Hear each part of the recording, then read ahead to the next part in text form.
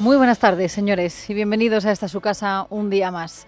Tanto topar el precio del alquiler, topar el precio de los alimentos, topar el precio de las mascarillas, topar se ha convertido en una palabra de moda muy utilizada además por este gobierno socialcomunista, ¿no? Intervencionista por naturaleza.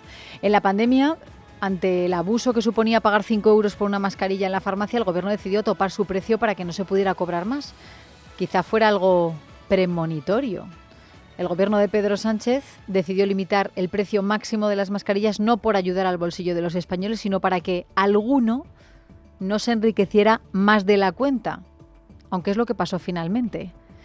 Koldo García, la mano derecha del exministro José Luis Ábalos, consiguió supuestamente enriquecerse por, a su vez, enriquecer a una empresa llamada Soluciones de Gestión y Apoyo a Empresas, sociedad limitada con sede en un pisito en Zaragoza, la cual en 2019 facturó, a ver si encontramos el dato entre todos los papeles, facturó 0 euros.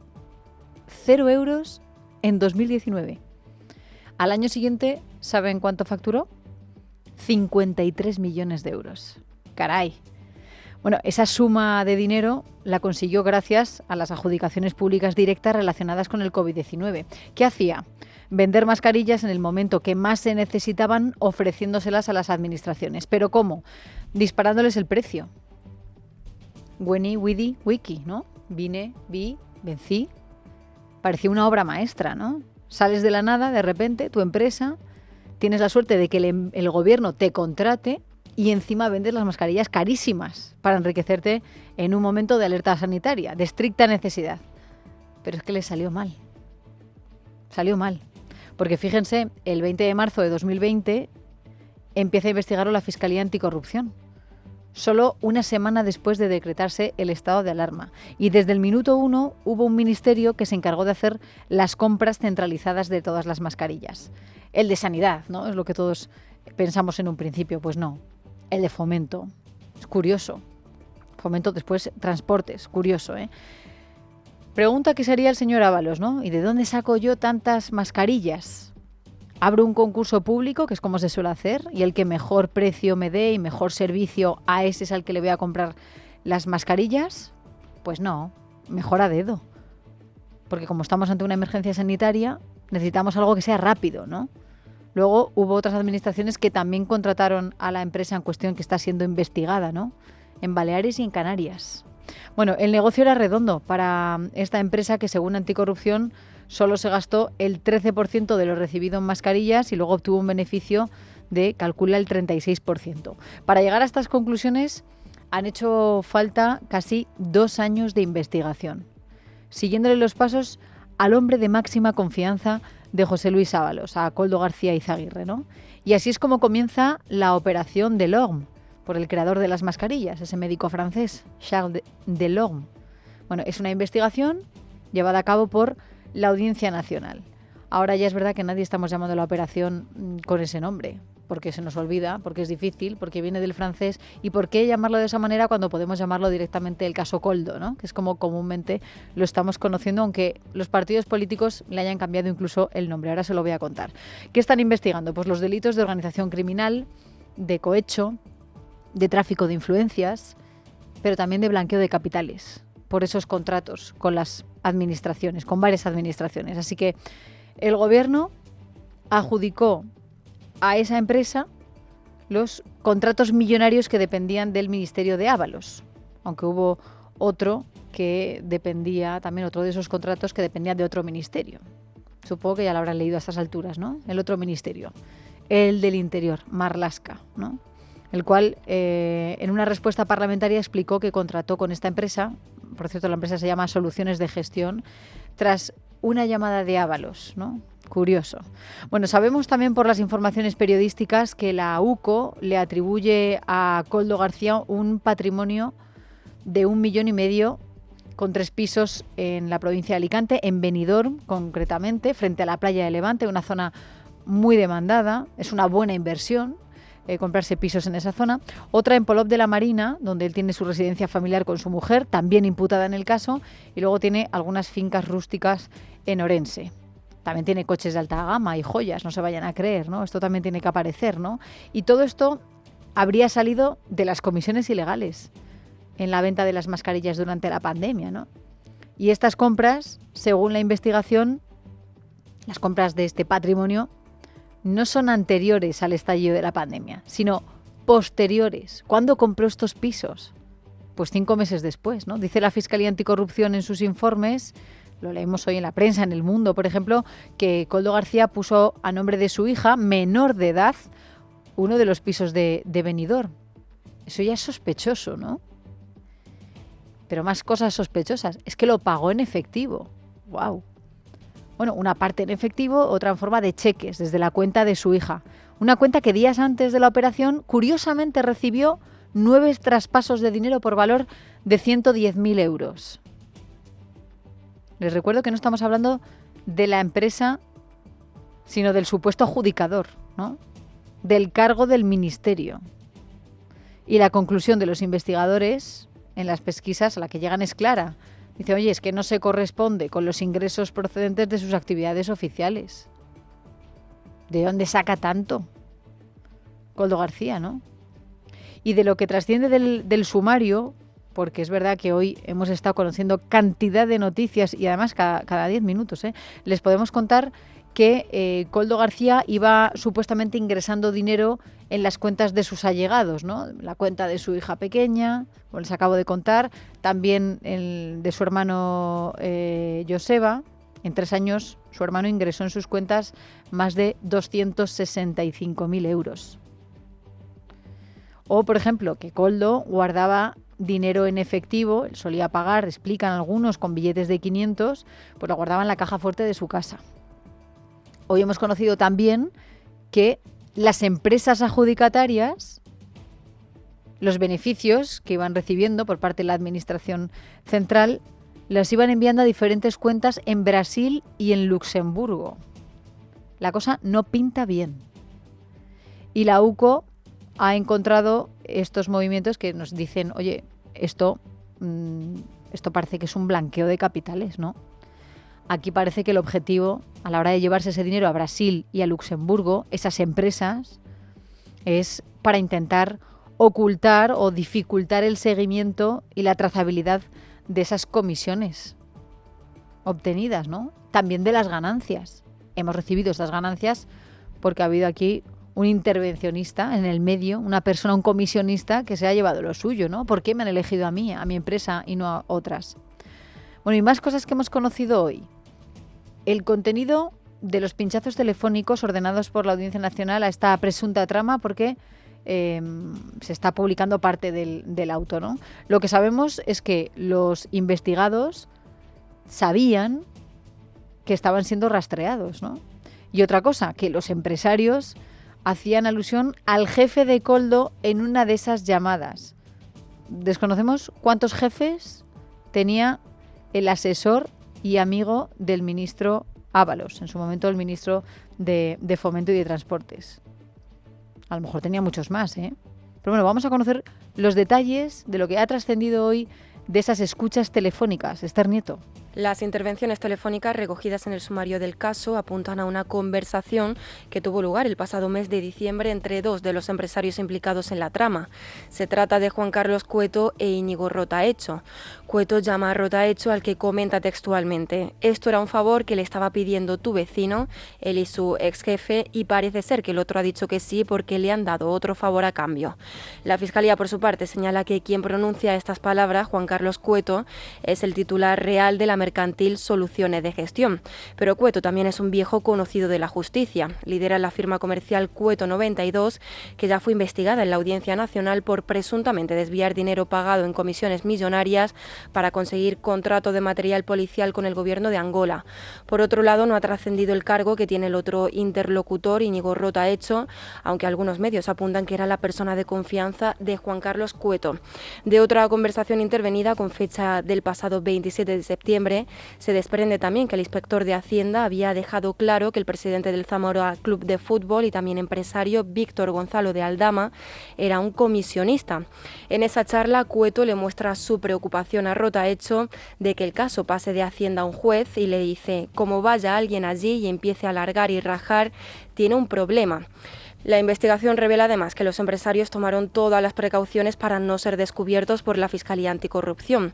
En una conversación del 3 de febrero, Rogelio Pujalte, un empresario murciano propietario de un depósito judicial en Librilla, advirtió a Koldo de que no utilizara la aplicación de mensajería Telegram en su dispositivo móvil, a lo que este responde: no te preocupes, lo sé todo, sé que están, cómo están y cuándo están. Bueno, pues fíjense, hace solamente 2 días que los agentes de la Unidad Central Operativa de la Guardia Civil comenzaron con esta operación, que fue cuando pues nos hemos enterado toda la opinión pública, cuando se detuvo al exasesor de Ábalos, a su esposa y a 18 personas más, entre las que están Víctor de Aldama, el presidente del Club de Fútbol Zamora, el hermano también de Koldo García, que se llama Joseba, el que les he explicado cómo su cuenta fue aumentando en los últimos 3 años, y también el empresario vasco Íñigo Rotaheche, del que nos estaba hablando nuestra compañera Esther.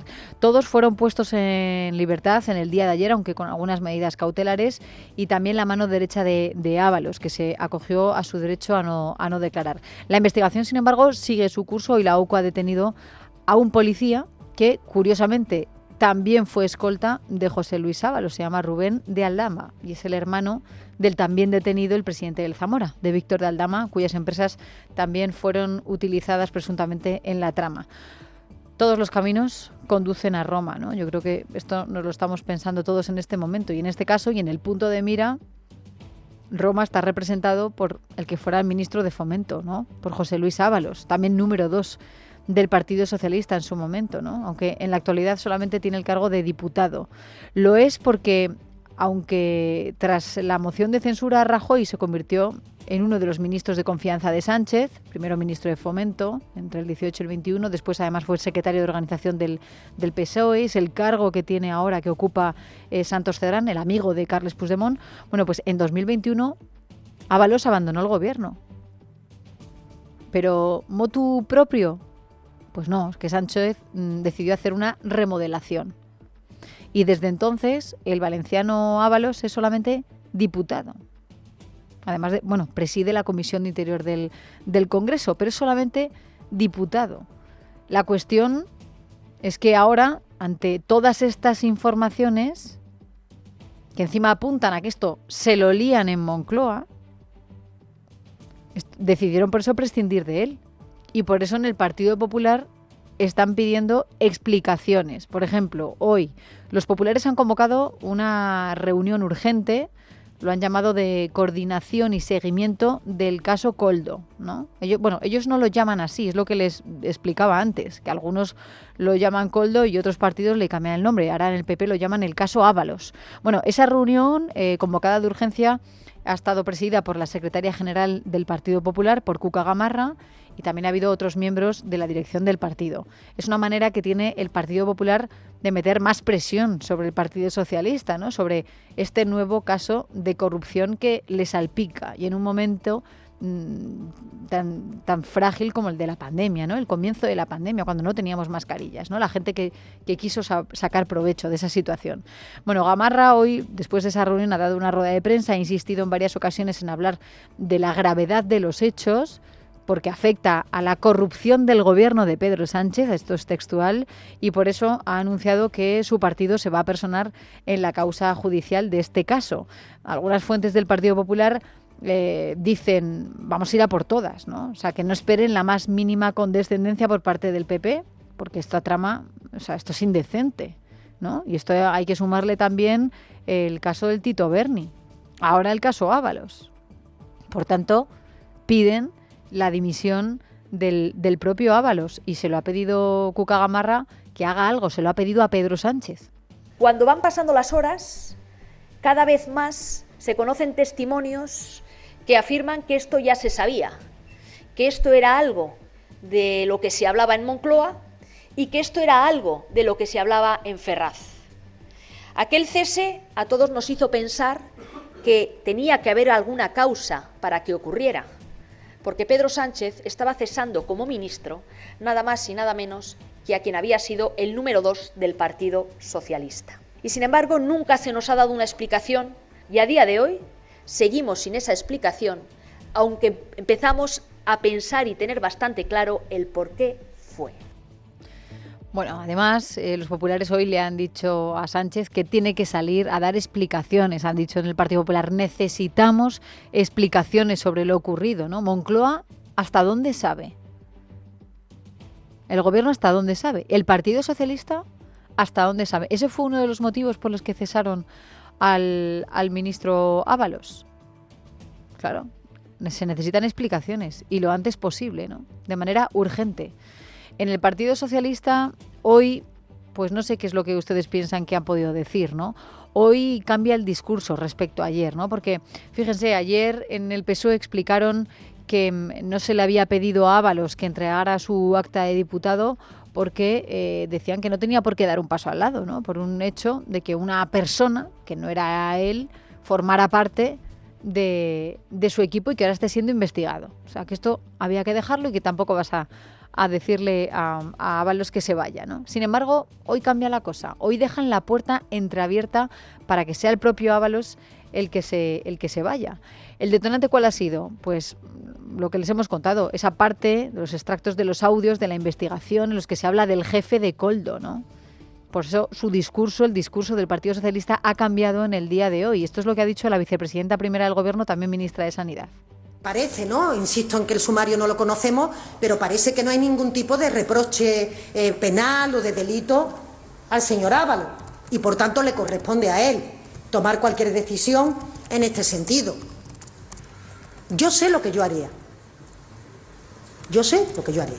No puedo decir lo que el señor Ábalos quiere hacer o va a dejar de hacer. Yo sé lo que yo haría.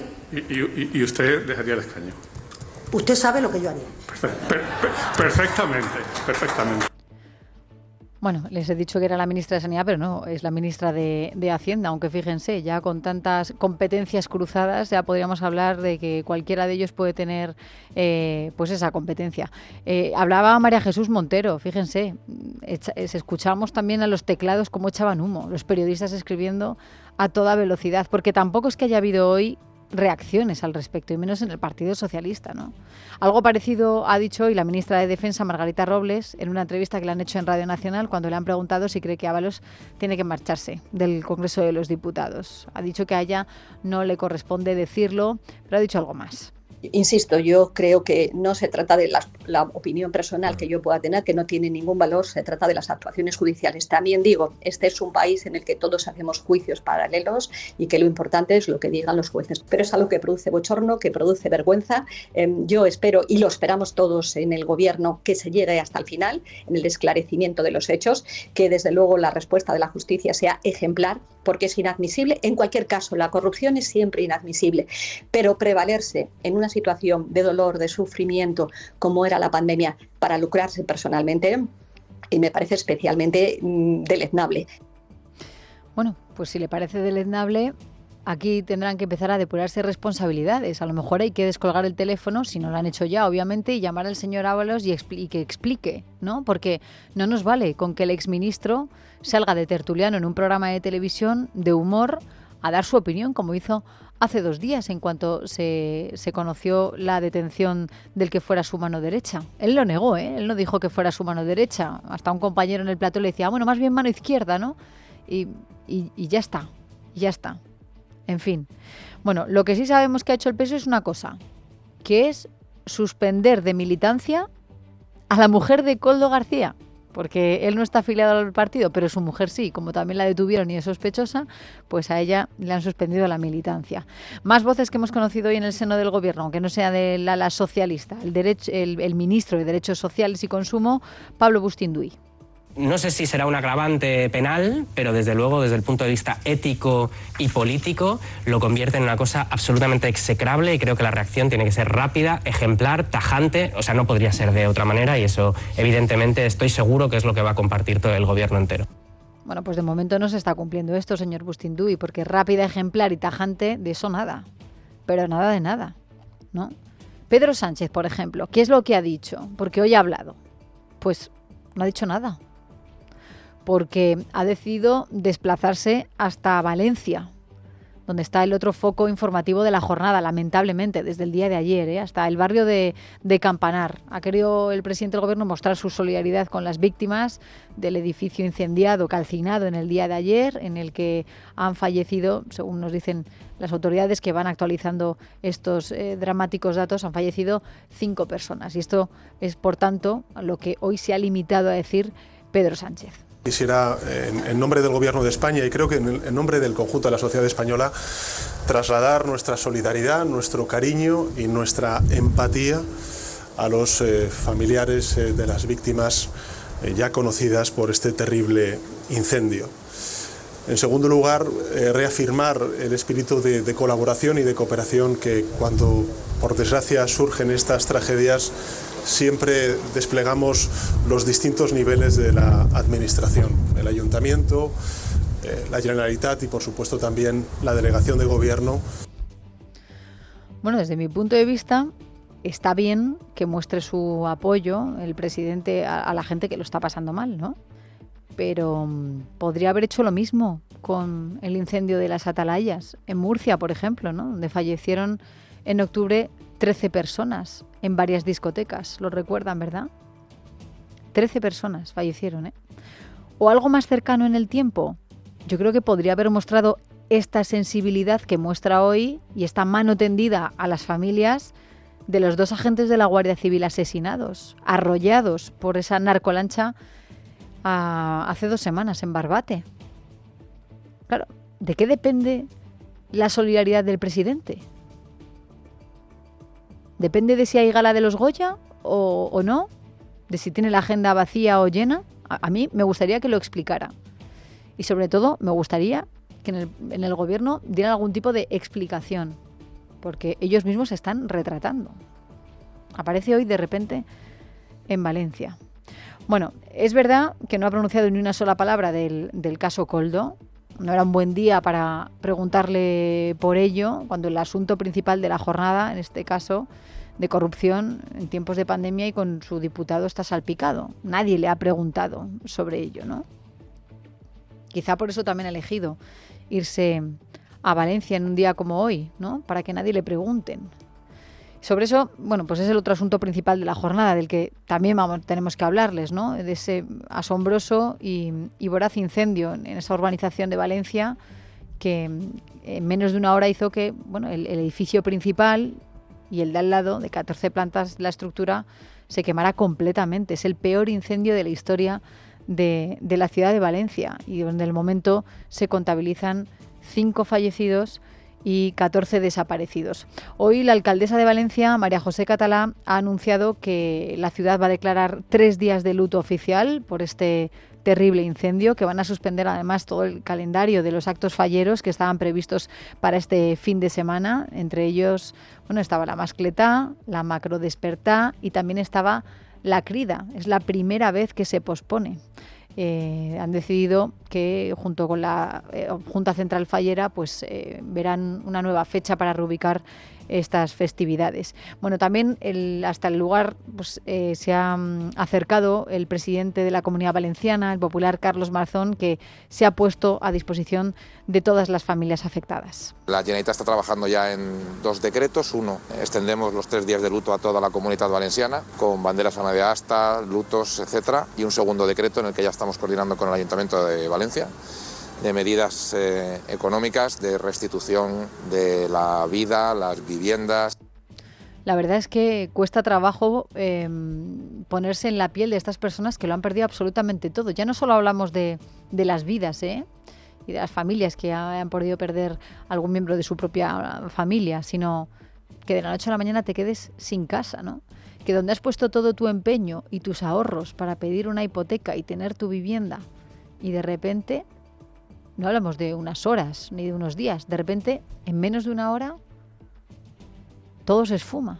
Te has quedado en la calle, no tienes ropa que ponerte y no tienes dónde mandar a tu hija a dormir. Es increíble por lo que tienen que pasar todas estas personas, ¿no? Así que vamos, lo primero de todo, a saber cómo están los heridos en este momento y cómo están los afectados por el incendio. Carmen Arreaza.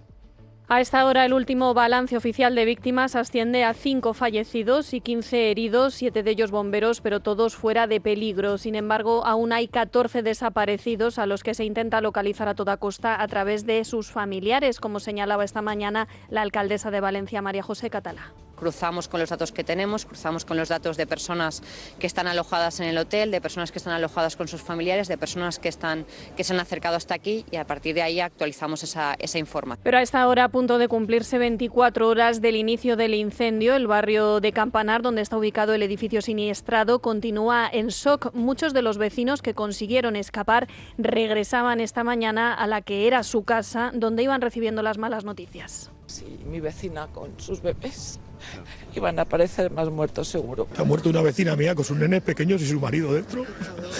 ¿Cómo puede ser que en media hora arda un edificio entero de 140 puertas? Y es que la noche ha sido durísima porque además de enfrentarse a que los muertos es posible que vayan aumentando, los alrededor de 450 vecinos de este bloque de 14 plantas y 138 viviendas han tenido que pasar la noche con familiares o en hoteles. Porto el móvil, gracias a Dios, y la documentación, res, ni diners, ni res, todo se ha perdido. No tengo nada, pero como yo, todos los vecinos igual, sin ropa, sin nada. De hecho, se ha desatado una ola de solidaridad entre los ciudadanos de Valencia que han habilitado varios locales en los que donar ropa, productos de higiene de primera necesidad o incluso dinero. Nos han dicho que hacía falta mantas, agua y prendas. Hemos traído lo que teníamos un poquito para dejarles. De verdad que estamos en shock. Ha venido gente prácticamente desnuda. Y es que la mayoría de los vecinos salían solo con lo puesto, por lo que el presidente de la Generalitat Valenciana, Carlos Mazón, y la alcaldesa, María José Catalá, han activado varios paquetes de ayudas económicas y soluciones habitacionales para los afectados. Entre 6.000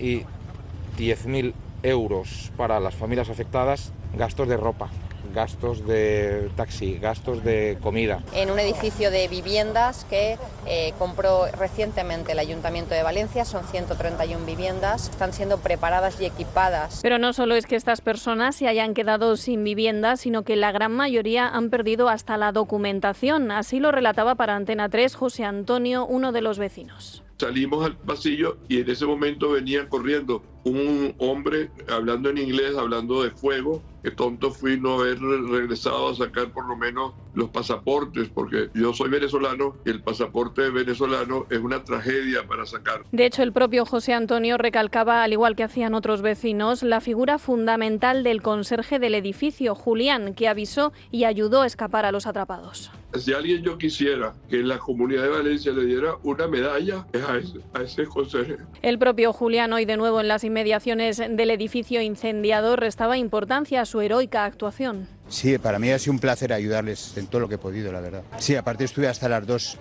y pico de la mañana con la policía en comisaría, llamando a los vecinos, localizándolos, sabiendo quién está y quién no está, todo. Aún asimilando las consecuencias del siniestro, explicaba el conserje Julián A4, los afectados, aunque aún están conmocionados, sí empiezan a pedir explicaciones sobre cómo su casa pudo arder de esa manera. ¿Y cómo una finca puede arder así? Una finca que es relativamente nueva. Esto tiene que haber responsabilidades, esto no es normal, hay gente muerta. Para ayudarles a asimilar la situación, Emergencias ha activado un equipo de atención psicológica con el que asistir a los afectados y a los familiares, muy pendientes también del siguiente balance oficial de víctimas. Claro, fíjense, al final la pregunta todo el rato es la misma, ¿no? ¿Por qué? ¿Cómo? ¿Cómo hemos llegado a esta situación, no? ¿Cómo ha podido quemarse a tal velocidad ese edificio, ¿no? Apenas ha dejado margen para la evacuación, menos de una hora, ¿no? Y entre esos restos, en la estructura del edificio, que se ve negra, donde hemos podido ver todas las imágenes, es donde siguen trabajando los bomberos a esta hora, ¿eh? Han podido adentrarse en algunas de las plantas bajas para, pues comprobar si hay fallecidos en el interior, y para ello, pues imagínense, esa peligrosa localización en la que se encuentran y que tengan que adentrarse allí los bomberos, un trabajo realmente que tiene muchísimo mérito. Para ellos están valiendo también de un dron, como hemos podido ver en los medios de comunicación. Bueno, ¿qué ha ocurrido ocurrido? ¿Por qué ardió tan rápido? ¿Ha tenido algo que ver esas rachas de viento de más de 60 kilómetros por hora que hubo ayer en la ciudad de Valencia?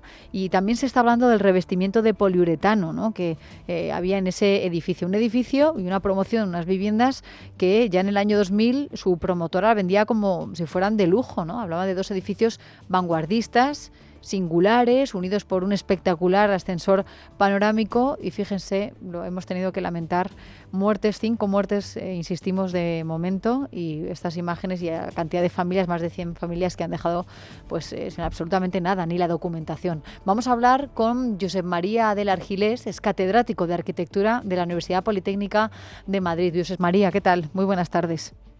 Hola, buenas tardes. Hemos escuchado a otros colegas suyos en el día de hoy. Al final, los periodistas, pues vamos a hablar con los expertos, ¿no?, para que nos asesoren y para que nos cuenten realmente qué ha podido ocurrir, ¿no?, detrás de todo esto. Hablan de un revestimiento de poliuretano que ya no se utiliza demasiado en las construcciones y que eso es un elemento combustible que pudo hacer que se incendiara mucho más rápido, ¿no? ¿Qué sabemos de la utilización de este material? Bueno, este material es combustible. Claro que hay variantes de ese material con tratamientos ignífugos, pero yo quisiera ver los detalles del proyecto exactamente, porque a veces pone una cosa en el detalle y las cuestiones de obra y los números del final de obra, lo que sea, pues se cambian unos productos por otros o similares, y el ignífugo puede olvidarse por la eficacia de la economía, ¿no? Yo me imagino algo de eso, porque la carga de fuego que ahí ha habido es extremadamente alta. Hay un precedente conocido de hace unos años, en 2004, que 3 torres de Londres se quemaron y después ya cambiaron la construcción de otras tantas parecidas. Es como si hubiera un precedente conocido de ese sistema que no funcionara y que se hubiera incendiado de forma extraña o de alguna manera acelerada. Hay un documento de unidad técnica española que se llama DITE, que son los documentos que certifican cuando un producto relativamente nuevo sale al mercado, para comprobar que esos elementos, cada uno de ellos o la suma de ellos, funcione. Y evidentemente esta fachada, con su correspondiente elemento de aislamiento, debe tener su documento de unidad técnica en vigor, o por lo menos lo tendría en el año 2005, cuando se empezó a construir. Por lo tanto, claro que con los incendios de Londres cambiaron las normas posteriormente y ahora este tipo de soluciones son más restrictivas. Hay un tema que es fundamental, que es de lo que estamos hablando, la famosa fachada ventilada de los edificios de hoy día. Cuando uno pretende que todo sea ahorro energético, pues aísla muy bien el edificio, y la piel de la fachada es como un envolvente de aislamiento con una cara estética después de una cámara de aire. Esa cara estética es de aluminio con una especie de chapa que se conforma con la geometría de la fachada, y queda una cámara de aire de 6, 8, 10 centímetros, dependiendo un poco del tipo de edificio, por donde discurre verticalmente el aire, que además se ve acelerado por el efecto Venturi con el viento, de manera que se convierte en una chimenea la propia fachada. Ahora bien, ¿por qué ha ocurrido esto y se ha incendiado tan rápido? Pues evidentemente el producto no era el adecuado. Es verdad que ahora lo que vemos, Josep María, es que hay cantidad de vecinos de esa zona de Campanar en Valencia diciendo que por favor que se hagan controles rutinarios y de seguridad mucho más a menudo, porque ahora la gente tiene miedo, ¿no? ¿Qué hemos comprado? Te fijas en otros parámetros, los metros de tu vivienda, comparas hipotecas con los bancos, con mucho esfuerzo consigues tener tu ansiada casa y de repente no sabes lo que has comprado, ¿no? No sabes la calidad, no sabes nada. Bueno, es que en el siglo XX se ha producido pues una especie de cambio tecnológico en las fachadas de los edificios, sobre todo en España, que la mayoría eran de ladrillo, que como usted imagina ya han ardido suficiente para no quemarse, y por lo tanto son ignífugos.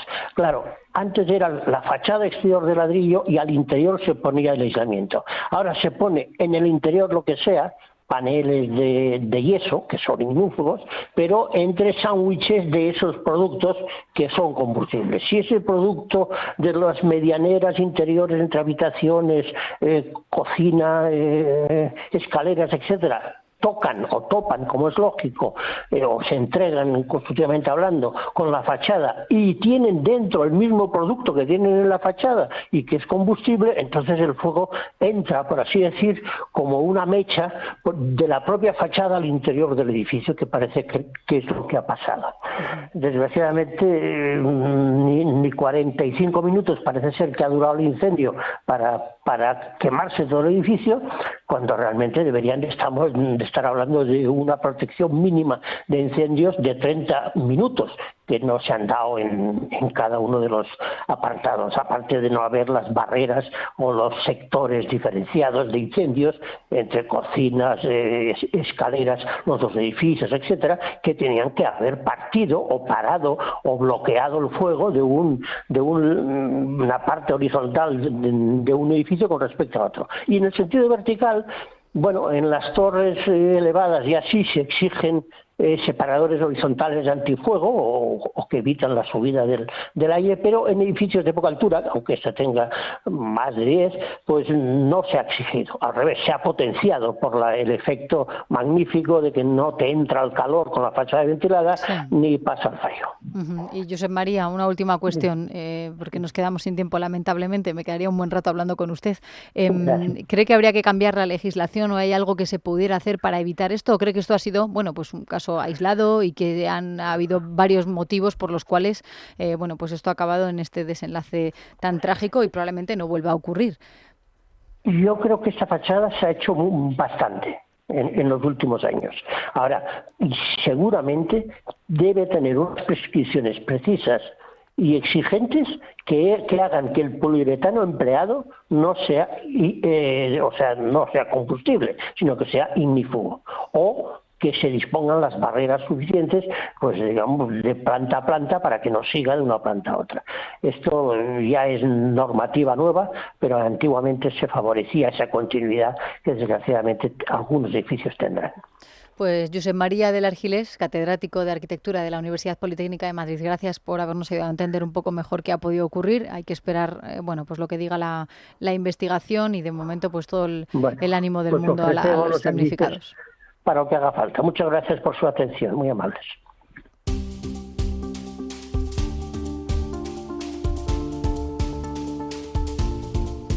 Así llegamos hasta las 4:38, una hora menos en las Islas Canarias. Les contamos otras noticias de este viernes 23 de febrero con Nayara Fernández. Buenas tardes, Nayara. Buenas tardes, Leticia. La Asociación de Guardias Civiles Jucil ha pedido este viernes que el Congreso abra una comisión de investigación sobre la muerte de 2 agentes en la localidad gaditana de Barbate. Además, han reclamado cambios legislativos para dar una mayor protección jurídica a los agentes mientras estos desempeñan su labor, incluido el uso de armas de fuego. Precisamente coincidiendo con esa petición de Jucil, la vicepresidenta primera y ministra de Hacienda, María Jesús Montero, ha anunciado que se van a incorporar 4 nuevas patrulleras a los medios destinados a luchar contra los narcos en el campo de Gibraltar. Les avanzo que está previsto que este verano este servicio de aduana de la agencia tributaria cuente con 2 nuevos patrulleros de la serie Audaz en el propio campo de Gibraltar. Pero además, a finales de año, principios del año que viene, vamos a contar con otros 2 más, otros 2 patrulleros de la misma serie, que van a prestar su servicio en las bases marítimas de Cádiz y de Málaga. Y el exvicepresidente del Parlamento Europeo y antiguo miembro del PP y de Vox, Alejo Vidal Quadras, ha reaparecido hoy tras casi 3 meses y medio después del atentado que sufrió cerca de su casa en Madrid. En una rueda de prensa en la Asociación de Prensa de Madrid, Vidal Quadras se ha mostrado convencido de que detrás de su ataque está la mano del régimen iraní. Ángeles Hernández. Vidal Quadras ha asegurado que para él el culpable del intento es el régimen iraní. Yo no tengo ninguna duda que ha sido el régimen iraní, porque durante mis 15 años de vicepresidente del Parlamento Europeo y después igual, yo he apoyado públicamente de manera muy activa y muy visible al Consejo Nacional de Resistencia de Irán, que se opone a la dictadura teocrática iraní. El fundador de Vox ha pedido al Gobierno y a la Unión Europea que cierren las embajadas iraníes y apoyen a la resistencia. Milagrosamente he salvado la vida y pienso continuar este combate a favor de la democracia, la libertad y los derechos humanos en Irán el resto de mi vida, incluso con más motivación. Además, ha confesado que el Ministerio del Interior ha puesto a su disposición un dispositivo de seguridad ante un posible nuevo ataque. Y tenemos que hablar también de la indignación en el Ayuntamiento de Madrid después de que la sede de la Agencia Europea contra el Blanqueo de Capitales vaya a situarse finalmente en Frankfurt. Desde el consistorio de la capital se muestran muy enfadados con la posición de España, que en la reunión ayer del Consejo Europeo votó a la ciudad alemana en lugar de a Madrid. Esta mañana el alcalde de la capital, José Luis Martínez Almeida, decía que esto tiene que ver con un acuerdo para que la exvicepresidenta económica Nadia Calviño presidiera el BEI. Creo sinceramente que ya sabemos cuál es el precio de Nadia Calviño. El precio de Nadia Calviño para ser presidenta del Banco Europeo de Inversiones ha sido votar a Frankfurt en vez de votar a Madrid. Que alguien nos lo explique, en términos ya, aunque solo sea de patriotismo, porque yo estoy seguro de que en ningún otro país pasaría que se votara contra su ciudad. Y terminamos contándoles que los Mossos d'Esquadra han confirmado que la mujer hallada muerta ayer en un domicilio en Olot, en Gerona, fue asesinada por su pareja, que se suicidó después. Fue el hijo de la víctima el que encontró a la pareja.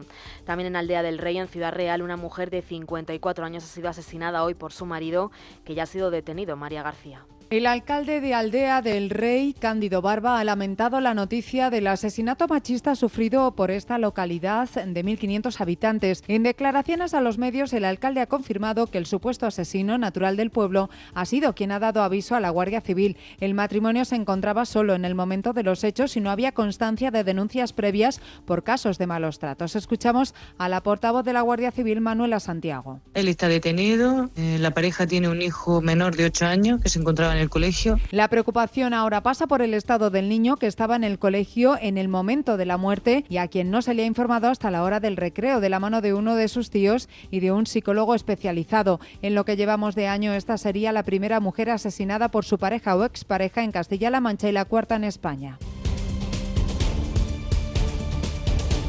En Casa de Herrero, con Leticia Vaquero. Es Radio.